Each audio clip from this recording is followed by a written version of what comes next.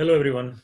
मैं अमित यादव, आपका chemistry mentor, अपने यूट्यूब चैनल केमिकल फंडा पे आप सभी लोगों को स्वागत करता हूं। आज मैं आप लोगों को ऑर्गेनिक केमिस्ट्री का एक बहुत इंपॉर्टेंट टॉपिक जिसको हम बोलते हैं एल्डोल कंडेंसेशन, उसके बारे में बात करेंगे। यहाँ पर हम एल्डोल कंडेंसेशन का हर साल लगभग जो क्वेश्चंस आते हैं, हमने देखा है कि हर साल लगभग कोई ना कोई क्वेश्चन इससे आता ही है। जेई में, नीट में क्वेश्चंस आपके आते हैं या बोर्ड में भी आपके क्वेश्चंस आते रहते हैं। तो ये बहुत ही इंपॉर्टेंट टॉपिक है आपका, कार्बोनिल कंपाउंड के एक इंपॉर्टेंट रिएक्शंस में से है। अब देखिए, इसमें हम बात करते हैं कि एल्डोल क्या होता है। नाम लिखा हुआ साफ साफ यहाँ पे एल्डोल। तो एल्डोल का मतलब क्या होता है? तो एल्डोल के लिए यदि हम बात करें तो एल्डोल का मतलब ये है कि जब दो एल्डिहाइड या कीटोन जो है हमारे, उनको यदि हम आ, आपस में कंडेंसेट कराते हैं। कंडेंसेट कराने का मतलब ये है कि उनको यदि हम लेते हैं तो दो आपस में मिक्स होंगे, मिक्स होकर के एक कार्बोनिल कंपाउंड पे OH ग्रुप आएगा जो कार्बोनिल ग्रुप है, और दूसरा carbonyl group as it is रहेगा। तो इस तरह के जो इंटरमीडिएट बनता है उसको हम बोलते हैं एल्डोल, जो अल्फा बीटा हाइड्रोक्सी, जिसको हम बोलते हैं alpha beta hydroxy carbonyl compound. ठीक है। और जब ये दोनों में से जो वाटर डिहाइड्रेट हो जाता है तो उस प्रोसेस को बोलते हैं कंडेंसेशन। तो उसमें आपका डबल बॉन्ड आ जाएगा वाटर डिहाइड्रेट होने के बाद। तो इसलिए इस पूरे रिएक्शन को बोलते हैं एल्डोल कंडेंसेशन। तो इसमें जनरली हम बात करें कि कंडीशंस क्या क्या होंगी, तो सबसे फर्स्ट कंडीशन जो है इसके लिए,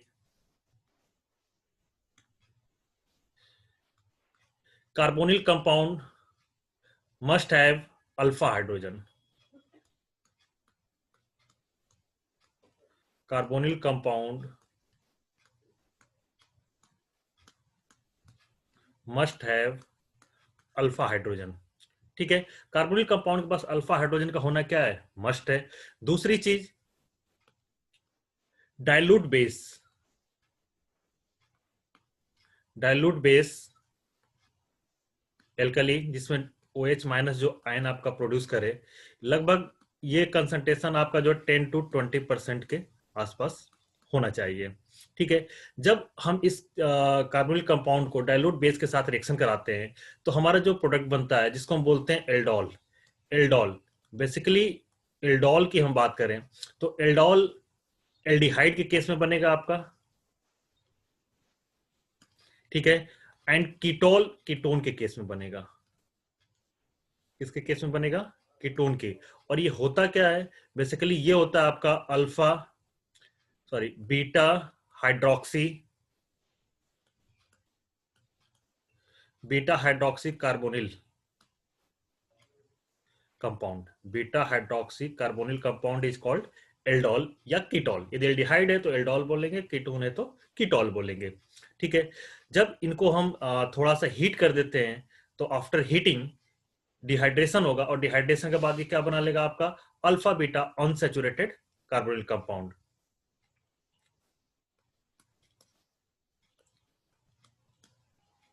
after heating produce alpha beta unsaturated carbonyl compound bye dehydration. By dehydration. आइए अब एक इसमें हम एग्जांपल देखते हैं। एग्जांपल ये लेते हैं हम यहाँ पे, जैसे मान लीजिए हमने कहा कि भाई पहली कंडीशन हमारी थी कि अल्फा हाइड्रोजन होना चाहिए। तो अल्फा हाइड्रोजन कंटेनिंग एक कंपाउंड हम लेते हैं। जैसे मान लीजिए हमने कहा कि भाई, हमने एग्जांपल ये CH3CHO का, CH3CHO डेट इज एसिटल्डिहाइड। तो आइए अब इसमें देखते हैं कि कैसे कैसे इसमें हम करेंगे क्या। बेसिकली हम लेते हैं 2 मोल CH3CHO लेंगे हम। इसका जब हम बेसिक मीडियम में कंडेंसेशन कराते हैं तो हमको जो यहाँ पे जो प्रोडक्ट बेसिकली मिलता है, ये रिवर्सिबल रिएक्शन होती है आपकी।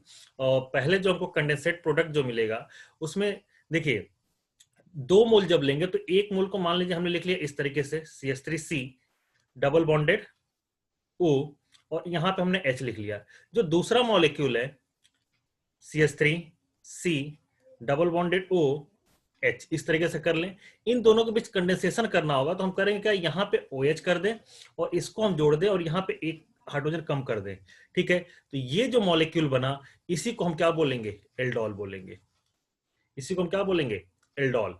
और जैसे हम इसको हीट करेंगे तो हीट करने पे क्या होगा, ये वाटर यहां से, ये OH ग्रुप एक यहां से H लेके क्या होगा, रिमूव हो जाएगा और यहां पे क्या बन जाएगा आपका CH3 CH double bond CH, नीचे हम लिख देते हैं CHO। तो ये जो कंडेंसेटेड प्रोडक्ट मिल गया, ये मिल गया, क्या मिल गया आपको, एल्डोल मिल गया। तो इस तरीके से आप देखिए जो प्रोडक्ट होता है, जो इंटरमीडिएट होता है, और यहाँ पे जो OH माइनस लिया हमने, OH माइनस का कंसंट्रेशन हम 10 to 20% के अप्रॉक्स ले लेंगे। तो ये पूरी प्रोसेस होती है एल्डोल कंडेंसेशन की। तो ये तो हमने एक नॉर्मल चीजें देखी। अब हम बात करेंगे कि इसकी मैकेनिज्म क्या होती है, कैसे ये रिएक्शंस होती है। तो आइए हम मैकेनिज्म की बात करते हैं। ठीक है, देखिए सबसे पहले इसमें क्या होता है कि 1 मोल हम एल्डिहाइड लेंगे। इसका रिएक्शन हमने किसके साथ कराया, एल्कली के साथ कराया। ये जो OH माइनस है, OH माइनस भाई क्या है, बेस है। तो ये बेस जो है यहां से एक हाइड्रोजन मॉलिक्यूल को, एक हाइड्रोजन एटम को रिमूव करेगा और यहां पे ये बन जाएगा CH2 minus C double bonded OH। इस आयन को हम बोलते हैं इनोलेट आयन। इसको हम क्या बोलते हैं, इनोलेट आयन, जो रेजोनेंसली स्टेबलाइज्ड होता है। जो क्या होता है, रेजोनेंसली स्टेबलाइज्ड होगा। तो ये जो है, अब देखिए मान लो इसका रेजोनेंस स्ट्रक्चर बनाना, तो हम क्या बनाएंगे भाई, ये पेयर ऑफ इलेक्ट्रॉन इधर आया, ये इधर को मूव किया, तो दूसरा जो स्ट्रक्चर होगा ये हो जाएगा CH2 double bond C OH H।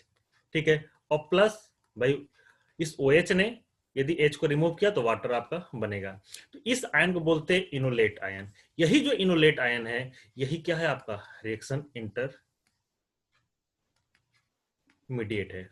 अब ये रिएक्शन इंटरमीडिएट जो है, अब क्या करेगा, जो दूसरा मॉलिक्यूल है, क्या है, जो दूसरा मॉलिक्यूल है भाई, ये तो स्टेप 1 हो गया। और ये रिएक्शन कैसी होगी, रिवर्सिबल होगी। ठीक है, ये रिएक्शन कैसी होगी, रिवर्सिबल होगी। मान लीजिए यहाँ इक्विलिब्रियम कांस्टेंट हमने के इक्विलिब्रियम लिख लिया। ठीक, अब दूसरे स्टेप में ये क्या था आपका, ये था स्टेप फर्स्ट। अब स्टेप 2 की यदि हम बात करें, स्टेप सेकंड में बात करें, तो ये जो इनोलेट आयन है, जो दूसरा मॉलिक्यूल हम लेते हैं CH3 C double bond OH plus CH2 minus C double bonded OH। अब ये जो इनोलेट आयन है, ये इस कार्बोनिल कंपाउंड पे अटैक करेगा और यहां पे जो रिएक्शन होगी वो होगी न्यूक्लियोफिलिक एडिशन रिएक्शन। कौन सी होगी, न्यूक्लियोफिलिक एडिशन रिएक्शन।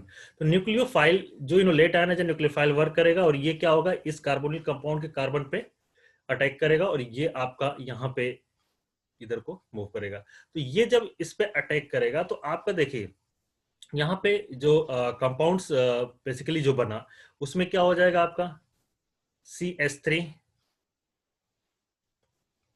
C, ये हो जाएगा O माइनस, हम H को यहाँ नीचे लिख लेते हैं, ये हो गया CH2 C double bonded OH। ठीक है, ये भी यहाँ पे भी ये क्या है, रिवर्सिबल है, बट ये जो स्टेप होगा स्लो स्टेप होता है और यही क्या होगा आपका इस रिएक्शन का रेट डिटरमाइनिंग स्टेप होगा। तो रेट डिटरमाइनिंग स्टेप ये है यहां से।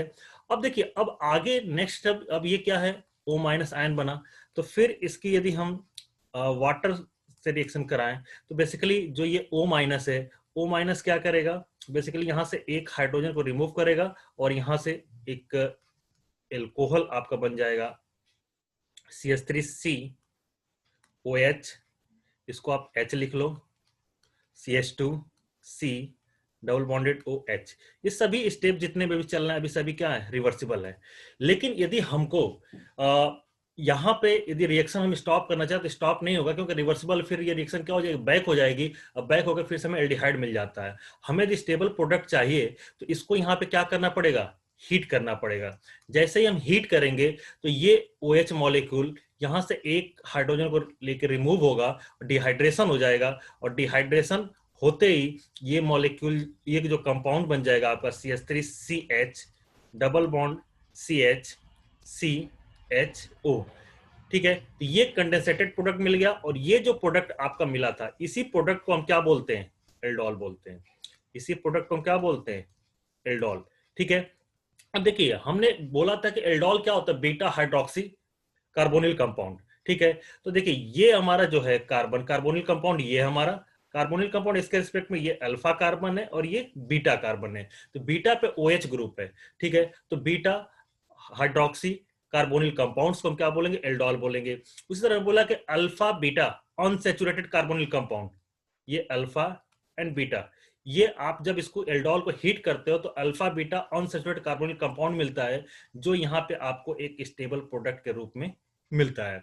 तो हमें यदि स्टेबल प्रोडक्ट चाहिए तो हम यहाँ पे फाइनली जो एल्डोल कंडेंसेशन का जो कंडेंसेशन होने के बाद जो प्रोडक्ट मिलता है वो हमको alpha beta unsaturated carbonyl compound मिलता है। Alpha beta unsaturated carbonyl compound, ठीक है। तो आई थिंक इतनी बातें समझ में आई होंगी। अब देखिए जब इतना हम लोगों ने यहाँ पे बात कर लिया तो एक चीज को हम साथ ही साथ यहाँ पे और समझ सकते हैं कि भाई ये जो रिएक्शंस है, रिएक्शंस का ऑर्डर क्या होगा, ठीक है। तो ऑर्डर जानने के लिए यदि हमें करना है तो हम बेसिकली यहाँ पे ये कह सकते हैं कि देखिए जैसे हम स्टेप 1 से बात कर रहे हैं तो स्टेप 1 से हमको एक चीज ये मिल रही है कि हम यहाँ से के इक्विलिब्रियम की बात करें, कहां से, स्टेप 1 से। तो स्टेप 1 से यदि हम लेंगे तो के इक्विलिब्रियम की यदि हम बात करें तो हमारे पास जो प्रोडक्ट बना था वो क्या बना था, इनोलेट आयन बना था। क्या बना था, CH2 minus C double bonded O H, ये। और रिएक्टेंट में हमारे पास यहाँ पे क्या था, रिएक्टेंट में हमारे पास था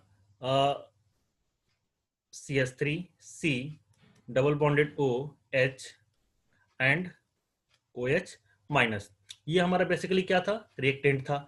अब देखिए ये तो हमने केलिब्रियम निकाला किससे, स्टेप 1 से। अब यदि हम स्टेप 2 पे जाते हैं तो स्टेप 2 से जो हमारा रेट डिटरमाइनिंग स्टेप है, यहां से हम रेट की बात करें तो रेट यदि निकालना चाहे तो रेट हमारा क्या होगा। तो रेट के लिए देखिए अब हमारे पास CH3C डबल बॉन्डेड OH, भाई एक ये हो गया और दूसरा कंपोनेंट ये होगा, ठीक है। रेट है तो हम यहाँ पे रेट के लिए पर्टिकुलर कांस्टेंट की भी बात कर लेते हैं। रेट हम लिख रहे हैं तो उसके रिस्पेक्ट में के या के एफ कुछ भी रिएक्टेंट हम रेट कांस्टेंट की बात कर लेंगे। चलिए हम के बात कर लेते हैं। दूसरा हमारा जो कंपोनेंट है यहाँ पे enolate ion C double bonded OH, ठीक है। ये हमें रेट पता चल गया।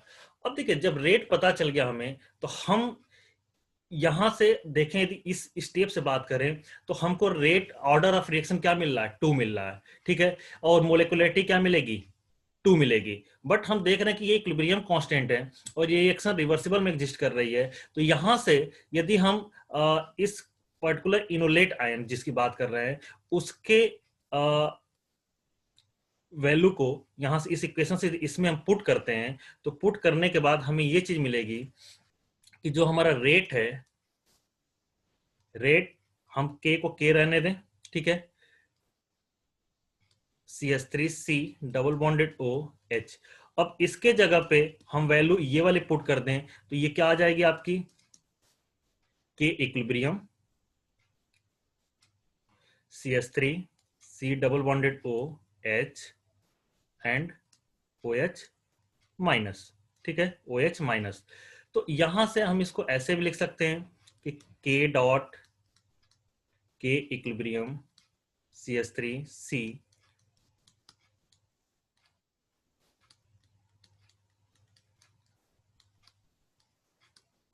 And OH minus. अब देखिए यहाँ पे 2 एल्डिहाइड ग्रुप है तो 2 एल्डिहाइड ग्रुप है तो इसको ये के डॉट एंड के इक्विलिब्रियम को डायरेक्टली हम क्या लिख लें, के डैश लिख लें। तो यहाँ पे हमारा ये CH3C डबल बॉन्डेड OH ये क्या हो जाएगा, स्क्वायर हो जाएगा आपका, ठीक, एंड OH माइनस।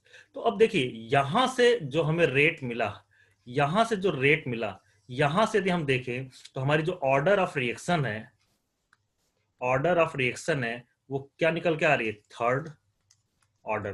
तो जो एल्डोल कंडेंसेशन है वो एल्डोल कंडेंसेशन किस कौन सा ऑर्डर ऑफ रिएक्शन होगी, थर्ड ऑर्डर ऑफ रिएक्शन होगी। अब ये जो ऑर्डर है किसी भी रिएक्शंस का जो ऑर्डर्स है ये किस पे डिपेंड करता है, ये डिपेंड करता है आपका कि OH का कंसंट्रेशन क्या है, ठीक है। तो अब OH के कंसंट्रेशन के यदि हम बात करें तो देखिए, यदि कंसंट्रेशन OH का यदि हम लेते हैं 10 to 20% के अप्रॉक्स, तब तो आपका जो है 20 के आसपास तो आपका थर्ड ऑर्डर आएगा। लेकिन यदि हम कंसंट्रेशन बहुत कम कर दें, मतलब हम वेरी वेरी डाइल्यूट कर दें, ठीक है, if concentration of OH minus is very very dilute, that is approx or less than 10%, then जो फर्स्ट स्टेप था हमारा, स्टेप 1 जिसमें हम इक्विलिब्रियम की बात कर रहे थे, वो हमारा क्या हो जाएगा, RDS हो जाएगा, ठीक है। Then step first will become RDS and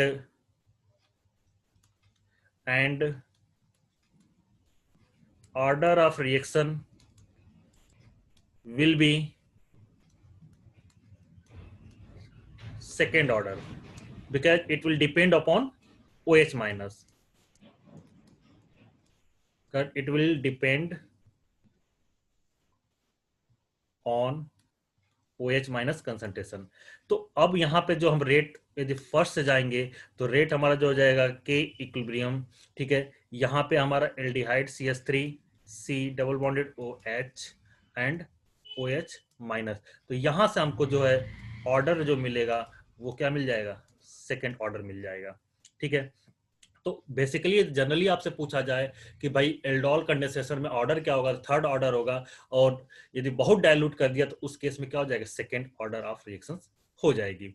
एक चीज और, जो यहाँ पे हमने एल्डिहाइड या एल्डोल कंडेंसेशन के थ्रू जो प्रोडक्ट ऑब्टेन कर रहे हैं, ये जो एल्डोल हमको मिल रहा है, यहाँ पे जो इसका इल्ड होगा, ये जो इल्ड होगा वो लगभग कितना होगा, 55% होगा, ठीक। अब हम कहें भाई हमने एल्डिहाइड में हमको इल्ड कितना मिला, 55% लिया।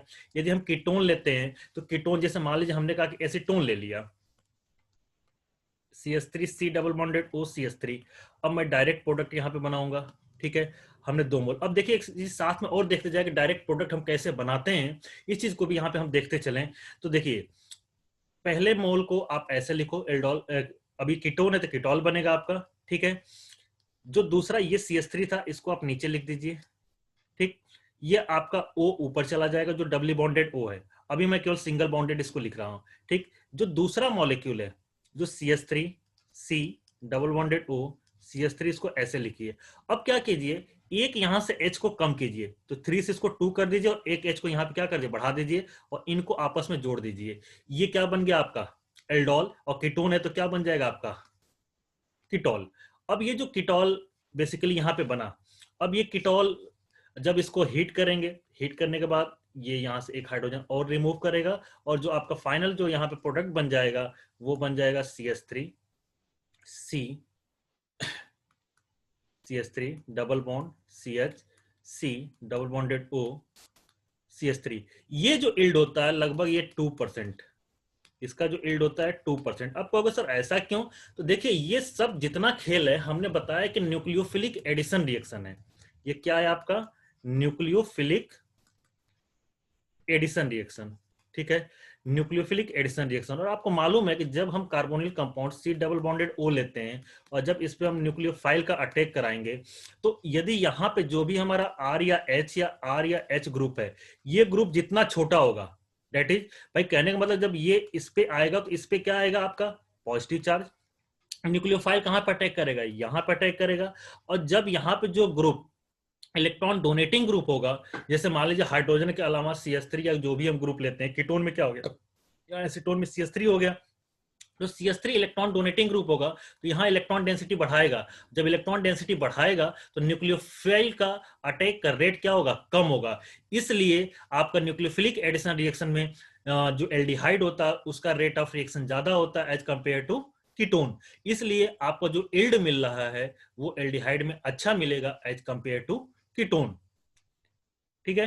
तो इसलिए आपका यहाँ पे इल्ड इस केस में क्या मिल रहा है, कम मिल रहा है।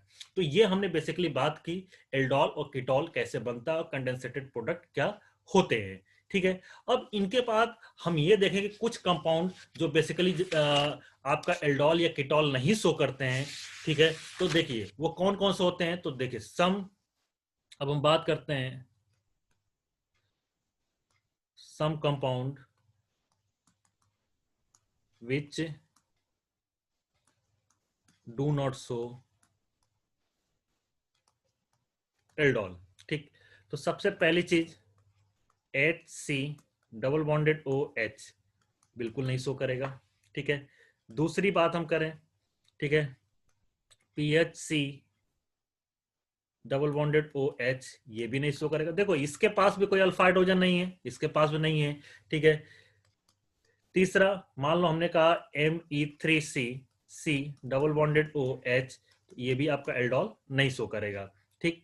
अब मान लो हम कहें कि हमारे पास यदि साइक्लिक रूप में इस तरीके से कोई है, अब इसके पास नो डाउट इसके रिस्पेक्ट में ये अल्फा कार्बन है, अल्फा कार्बन अल्फा हाइड्रोजन भी है, बट ये भी आपका शो नहीं करता है।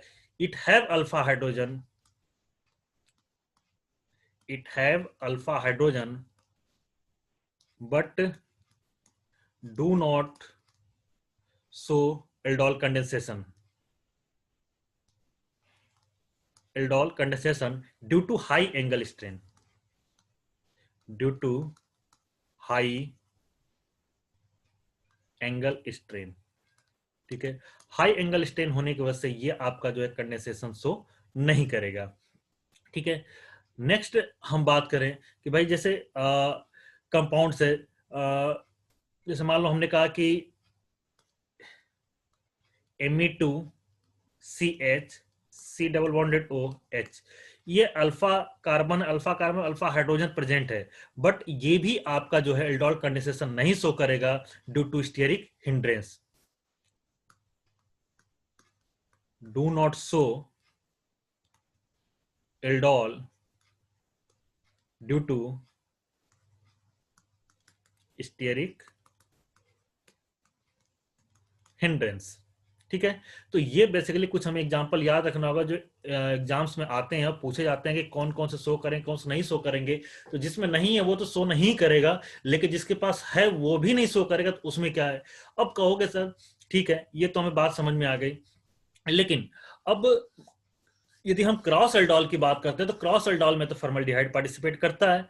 तो जी हाँ, यदि हम जब क्रॉस एल्डोल कराते हैं तो क्रॉस एल्डोल में हमारा जो इनोलेट आयन बनता है वो फॉर्मल्डिहाइड से नहीं बनता है, दूसरा हम एल्डिहाइड लेंगे जिसके पास क्या अल्फा हाइड्रोजन हो और वो इनोलेट आयन बनाएगा, ठीक है, तभी हम बात करेंगे यहाँ पे। तो इसलिए अब हम आते हैं नेक्स्ट, हम बात करते हैं कि भाई क्रॉस एल्डोल क्या होगा या क्रॉस एल्डोल के हम प्रोडक्ट को कैसे बनाएंगे, ठीक। आइए हम बढ़ते हैं नेक्स्ट स्टेप पे, जिसको हम बोलते हैं क्रॉस एल्डोल, ठीक। क्रॉस एल्डोल में हमें एक बात का ध्यान रखना होगा कि जब दो जो एल्डिहाइड लेंगे हम, तो उसमें एटलीस्ट एक एल्डिहाइड में तो आपका जो है क्या है कि अल्फा हाइड्रोजन होना मस्ट है, क्या है अल्फा हाइड्रोजन होना मस्ट है। एक में नहीं हो तो भी चल जाएगा, लेकिन एक में होना आपका मस्ट है। तो सबसे पहले हम ऐसे एक एग्जांपल लेते हैं जिसमें दोनों में आपका क्या है आपका जो है अल्फा हाइड्रोजन है। जैसे फॉर एग्जांपल जैसे हमने कहा कि CH3C डबल बॉन्डेड OH लिया हमने, और दूसरा हमने कंपाउंड ले लिया CH3CH2C डबल बॉन्डेड OH। अब इसका हमें कंडेंसेशन कराना है। तो देखिए जब इसका हम कंडेंसेशन कराएंगे यहाँ पे, ठीक है, तो हमें जो एल्डोल मिलेगा वहां पे हमें टोटल जो है 4 तरीके के एल्डोल मिलेंगे। क्यों कि देखिए जो ये है इसका यदि इनोलेट आयन यदि हम बनाए तो इसका इनोलेट आयन क्या बनेगा CH2 minus C double bonded OH, ये इनोलेट आयन आपका इस वाले से मिलेगा, और इस वाले से जो इनोलेट आयन, अच्छा हाँ एक चीज और ध्यान रखिएगा कि इसके रिस्पेक्ट में ये अल्फा कार्बन, तो इनोलेट आयन हमेशा यहीं पे बनेगा, ये ना कि आप यहाँ बना देना, अल्फा कार्बन से ही हाइड्रोजन हटेगा तो इनोलेट आयन यहाँ पे बनेगा आपका। तो ये जो इनोलेट आयन होगा वो ये होगा आपका, ठीक। तो अब देखिए, जब हमारे पास यहाँ पे दो इनोलेट आयन बन रहे हैं, ठीक है, तो दो इनोलेट आयन बन रहे हैं, तो यहाँ पे हमें टोटल जो प्रोडक्ट मिलेगा, जो कि हमने क्रॉस बोला है, तो एक तो होगा कि दो तो प्रोडक्ट बनेंगे जो सेल्फ एल्डोल होंगे, मतलब एक ही से बनेंगे। तो जैसे मान लो हम यदि इसको बोले फर्स्ट और इसको बोले सेकेंड एल्डिहाइड, तो फर्स्ट और सेकेंड एल्डिहाइड से यदि हम पहले प्रोडक्ट की बात करें, तो पहला प्रोडक्ट यदि हम बनाए, तो हमने आपको डायरेक्ट बताया था कि प्रोडक्ट हम कैसे बनाते हैं, ठीक है। तो ये हमारा पहला एल्डोल बन जाएगा CH2C डबल बॉन्डेड OH, ये सेल्फ एल्डोल हुआ। दूसरा जो सेल्फ एल्डोल इससे यदि हम बनाएंगे, तो इससे जो सेल्फ एल्डोल बनेगा CH3 CH2C H OH CH CH3C double bonded OH, ये आपका दूसरा एल्डोल, सेल्फ एल्डोल। ये दोनों क्या है, ये दोनों ही सेल्फ एल्डोल प्रोडक्ट है। अब हम बात करते हैं क्रॉस एल्डोल की। तो क्रॉस एल्डोल में हमें दो प्रोडक्ट मिलेंगे, एक मान लीजिए इनोलेट आयन हमने इसके लिया, दूसरे का इनोलेट आयन हम इस केस में लेंगे। तो पहला जो प्रोडक्ट मिल जाएगा हमको CH3 CH2 CH OH CH2C double bonded OH, ठीक है। और जो फोर्थ, जिसमें अब देखिए इसमें हमने इनोलेट आयन किसका लिया था, इसका लिया। अब हम इनोलेट आयन किसको लेंगे, इसको लेंगे। तो जिसको हम लेंगे इनोलेट आयन के फॉर्म में, उसको हम बाद में लिखेंगे CH3 CH OH CH CH3C double bonded OH। ये हमको, तो ये जो दोनों मिले हमको, ये क्या मिले, क्रॉस एल्डोल मिले, ठीक है। तो ये सेल्फ एल्डोल है और ये क्या है, क्रॉस एल्डोल है। अब आपसे टोटल यहाँ प्रोडक्ट दिख रहे हैं 4 टाइप के, लेकिन यदि आपसे कहा जाए टोटल पॉसिबल प्रोडक्ट की यदि बात कर दी जाए, तो टोटल पॉसिबल प्रोडक्ट यदि पॉसिबल टर्म यूज कर दिया, तो ये ध्यान रखिएगा यहाँ पे कि इसका मतलब कि हमें आइसोमेरिज्म का भी ध्यान देना होगा। जैसे ये यहाँ पे कायरल कार्बन है, तो यहाँ पे हमें इससे कितने मिल जाएंगे, 2 मिल जाएंगे, ठीक है। यहां पे आपको 2 कायरल कार्बन मिल रहा है, तो यहां से आपको कितना मिल जाएगा, 4 मिल जाएगा। यहां पे आपको 1 कायरल कार्बन दिखा, तो 2 यहां से मिल जाएगा। और यहां पे आपको 2 कायरल कार्बन है, तो यहां से कितने मिल जाएंगे, 4। तो टोटल यदि हम पॉसिबल की बात करें, तो टोटल पॉसिबल 12 एल्डोल प्रोडक्ट मिलेंगे हमें, 12 एल्डोल प्रोडक्ट मिलेगा, ठीक है। एक चीज और ध्यान रखिएगा इसमें कि यदि हम रेट की बात कर रहे हैं या यील्ड ऑफ प्रोडक्शन की बात कर रहे हैं, जो हमारा एल्डिहाइड जिसमें हमारा इनोलेट आयन, जिस CH3CHO का जो इनोलेट आयन बनना, तो उसका जो होगा उसके अकॉर्डिंग जो प्रोडक्ट हो, उसके रेट ज्यादा होंगे, तो वो रेट उसका क्या होगा, आपका ज्यादा होगा। तो ये तो हमने बात कर ली क्रॉस एल्डोल की। अब जैसे मान लीजिए हम कहें कि क्रॉस एल्डोल में यदि हमने मान लीजिए HC double bonded OH formaldehyde ले लिया, और दूसरा ले लिया CH3C डबल बॉन्डेड OH ले लिया। अब कहा जाए इसमें क्या प्रोडक्ट बनेगा, तो भाई सीधी सी बात है, इसमें यदि प्रोडक्ट हमको बनाना है, तो हमेशा इनोलेट आयन तो हमारा इसी का बनेगा ना, क्योंकि अल्फा हाइड्रोजन इसी के पास है। तो हमारा ये जो कार्बन है, इसको आप एज इट इज रहने दो, ठीक। ये आपका OH और ये आपका क्या हो जाएगा, CH2C डबल बॉन्डेड OH। तो ये हमारा एल्डोल बन गया, ठीक है। एल्डोल बन गया, और जब इसको हम हीट कर देंगे, तो ये क्या हो जाएगा आपका, बेसिकली आप इसको CH2 लिख लो, CH2C double bond CH2C double bond OH। मतलब ये यहां से आपका OH एक हाइड्रोजन लेके क्या हो जाएगा, रिमूव हो जाएगा हीट करने पे, और ये आपको प्रोडक्ट मिल जाएगा। अब आइए हम एक चीज ये देखते हैं कि भाई अभी तक तो हमने देखा कि रिएक्टेंट से हम प्रोडक्ट कैसे डायरेक्ट बना सकते हैं, ठीक है। आइए हम फिर से एक एग्जांपल लेते हैं, जो एल्डिहाइड की हम बात करते हैं कि भाई हमारे पास CH3CHO था, ठीक है। 2 मोल CH3CHO है, और इससे डायरेक्ट यदि हम बताएं, तो एल्डोल की यदि बात की थी, तो एल्डोल हमारा क्या बन रहा था, CH3CHOH CH2CHO, ठीक है। लेकिन जब इसको हम हीट कर रहे थे, तो हीट करने के बाद जो हमको प्रोडक्ट मिल रहा था, वो मिल रहा था CH3CH डबल बॉन्ड CHCHO। तो देखिए, पहली बात कि जब भी आपको इस तरीके से कोई कंपाउंड मिले और आपको एक डायरेक्ट प्रोडक्ट ऑब्टेन करना है, तो आप करो क्या, ठीक है। इसको ऐसे लिखो मॉलिक्यूल को, CH3CHO प्लस, दूसरा ध्यान रखना जो जिस पोजीशन पर अल्फा कार्बन, उसको हम यहां पे लिखेंगे। जैसे यहां पे हमने कहा CHO। तो यहां से ऑक्सीजन निकाल लो और यहां से आप 2 हाइड्रोजन को निकाल लो। कितने को? 2 हाइड्रोजन को। तो डायरेक्ट आपको क्या मिल जाएगा? CH3 CH double bond CH CHO। मिल गया आपको? मिल गया एल्डोल ना? अब देखो, अब मान लो एल्डोल आपको दिया हो, कभी रिएक्टेंट पूछ रहा हो, सॉरी कंडेंसेटेड प्रोडक्ट दिया हो और आपको क्या पूछ रहा हो? रिएक्टेंट पूछ रहा हो, तो आप इस बॉन्ड को यहां से ब्रेक करना, इस बॉन्ड को ब्रेक करना, जिधर कार्बोनिल है उस कार्बोनिल के साइड आप क्या लगाना? H2 लगाना, और जिधर आपको CH वाला पोर्शन है उधर क्या लगा दो? O। तो अब यहां से देखो, जैसे आपने लगाया ये बन गया CH3 CHO, और इधर भी क्या बन गया आपका? CH3 CHO। तो देखो ये प्रोडक्ट्स आपको क्या हो गए? मिल गए। तो हमें जरूरी नहीं है कि हमेशा आपको रिएक्टेंट देके प्रोडक्ट पूछेगा, प्रोडक्ट देके ये भी पूछ सकता है कि आपका रिएक्टेंट क्या था या क्या हो सकता है। तो ये भी चीजें हमें अच्छे तरीके से मालूम होनी चाहिए। ठीक है। तो अभी तक हमने बात किया कि एल्डोल क्या होता है, aldol condensation, and cross aldol क्या होता है। ठीक है। इसके अलावा एक चीज और भी होती है जिसको हम बात करते हैं इंट्रा एल्डोल कंडेंसेशन। ठीक है। तो इंट्रा एल्डोल कंडेंसेशन के रिस्पेक्ट में यदि हम बात करते हैं तो फिलहाल थोड़ा सा हम देख लेते हैं। वैसे वीडियो हमारी काफी बढ़ रही है, लेकिन फिर भी हम उसको थोड़ा सा देख लेते हैं। देखिए, इंट्रा मोलेकुलर यदि एल्डोल की हम बात करते हैं,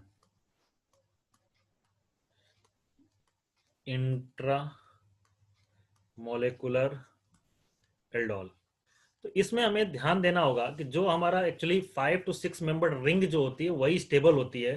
तो ऐसा हम कंपाउंड लें जिसमें 5 to 6 मेंबर रिंग बने, तो हम कह सकते हैं कि it support 5 to 6 membered cyclisation.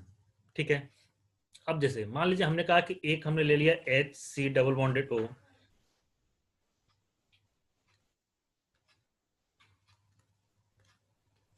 ठीक है। अब देखिए ये हमारे पास रिएक्टेंट है, ठीक है। अब हमने ले लिया यहाँ पे dilute OH minus, dilute OH minus. याद रखिएगा हम जने कई जगह OH माइनस लिखा है, लेकिन आप याद रखिए डाइल्यूट OH माइनस ही हम ले रहे हैं। एल्डोल में हमेशा हमारा डाइल्यूट OH माइनस ही रहेगा, ठीक है। अब देखिए यहाँ पे बात यह है कि इस कार्बोनिल की यदि हम बात करें तो इसके रिस्पेक्ट में अल्फा कार्बन ये है, और इस कार्बन के रिस्पेक्ट में बात करें तो अल्फा कार्बन ये है। अब अल्फा कार्बन ये है, तो अब हमें ये देखना होगा कि यहाँ पे कौन सा किसका इनोलेट आयन बनेगा और कौन सा आपका जो प्रोडक्ट बनेगा। तो देखिए इसमें बिल्कुल ध्यान देना होगा कि इनोलेट आयन की यदि हम बात करें तो, और इनोलेट आयन बनाने के बाद हमें इनोलेट आयन को क्या करना? न्यूक्लियोफिलिक एडिशन कराना है। तो न्यूक्लियोफिलिक एडिशन हमेशा जो एल्डिहाइड जिसपे हाइड्रोजन या CH3 ग्रुप जितना, मतलब प्लस आई वाले ग्रुप जितना छोटे होंगे उनका रेट क्या होगा? ज्यादा होगा। तो इनमें जो है, जो ये HCHO ये वाला पोर्शन जो दिख रहा है आपको, इसका रेट क्या होगा? ज्यादा होगा न्यूक्लियोफिलिक एडिशन के। तो हम हमेशा जो है इनोलेट आयन कहां बनाएंगे? यहां पे बनाएंगे, इस कार्बोनिल को लेकर के। तो यहां पे जब हम इनोलेट आयन बनाएंगे तो हमारा इनोलेट आयन क्या बनेगा? HC double bonded,